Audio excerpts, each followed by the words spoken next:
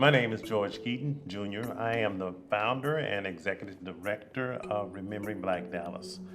I have started this organization out of the need of our history to be preserved and recognized in the city of Dallas.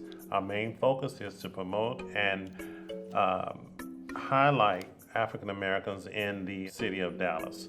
I am Shaniqua Michael Cummings. I am a founding member and board member of Remembering Black Dallas. I work on research and marker committees where I help identify, recognize, and research significant African American cultural sites as well as people, and with the main goal of helping preserve African American culture and history in the area. One person of note is R.F. Taylor, better known as Reverend R.F. Taylor. He's an African American minister who lived on and owned land that is now the Arboretum and Botanical Gardens.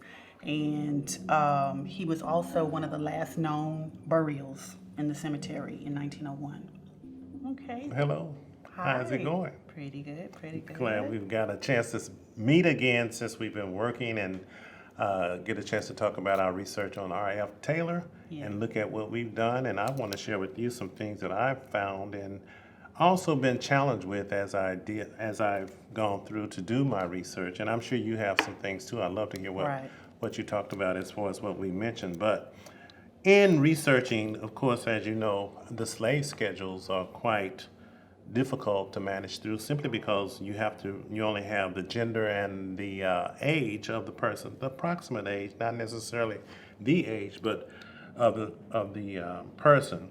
Then I was able to go to the 1870 census as to where they really actually had listed them as a person and with their name.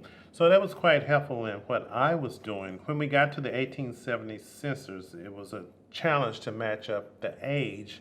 And the good thing is that most of the people were in the same location. When they were moved away, that made it difficult for me to do my research simply because they were no longer in the vicinity of where they originated. So with those that were in the vicinity of, such as in the 1870 census, I was able to try to match the age with that person and the gender.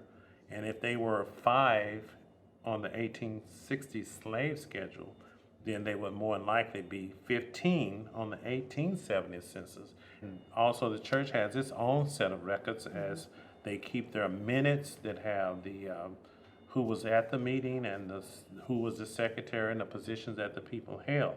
And we were fortunate that he was, as you know, on the like a traveling minister, and so each place that he went would have good records of his works and where he would be.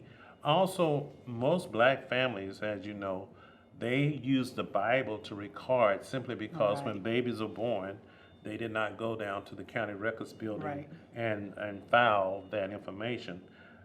Only when hospitals came about was that a luxury that, researchers would have had to use. The Bibles recorded when they were born and when they died and so forth. So, with that said, that's where most of my research avenues are, and I'm sure you have some others to extend and go further with it. So I would like to hear maybe some of what you've gone through and what you've seen along your journey. Yes, like you said, there are a few sources that we can use for African Americans. Deed records I found was very helpful. Although we generally think of deed records as something that records land, since enslaved people were unfortunately classified as property, records of buying and selling them can be included in those deed records. Also, we have the 1867 voter registration.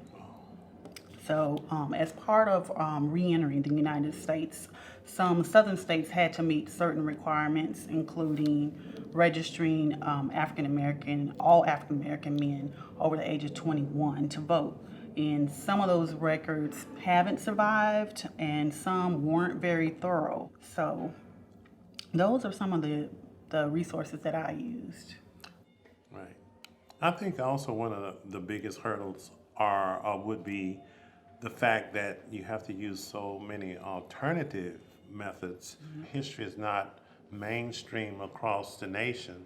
You almost have to sometimes go to that place to find it. Whereas with white history, most of it is pretty straightforward, documented, online, digital, and that's not the Right. case. So I would say that's probably the biggest hurdle is that we have to go to the actual source, whereas in most cases, I mean, you can go all the way back to England before those people came here, and you have data. Well, thank you. It's always a pleasure talking to you. You are so full of information. It's always good to remember those ancestors and to have that ancestral spirit to help and guide us through this process.